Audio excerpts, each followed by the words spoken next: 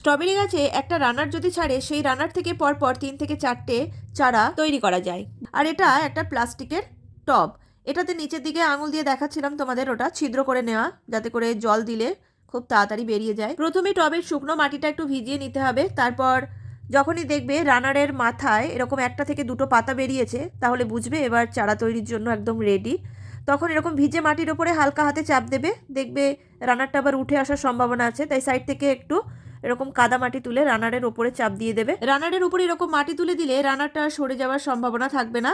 আর 2 দিন অন্তর অল্প অল্প জল দেবে, কিছুদিনের মধ্যে চারা রেডি হয়ে যাবে। একটা স্ট্রবেরি গাছের সাথে আর একটা স্ট্রবেরি গাছের কানেকশন কিন্তু এই রানারের মাধ্যমে আছে। মেন গাছ থেকে কানেকশন কেটে দিয়ে কিছুদিন আগে সরিয়েছিলাম, ওই যে কানেকশনের মাথাটা শুকিয়ে গেছে দেখলে। তারপরে ওই বড় স্ট্রবেরি গাছটা, বড়টার থেকে এইটার থেকে এই দেখো হাত দিয়ে দিয়ে যাচ্ছি আমি, এই স্ট্রবেরি গাছটা, আবার এটা থেকেও কিন্তু নতুন আরও একটা স্ট্রবেরি গাছ আমি সবে মাত্র বসিয়েছি।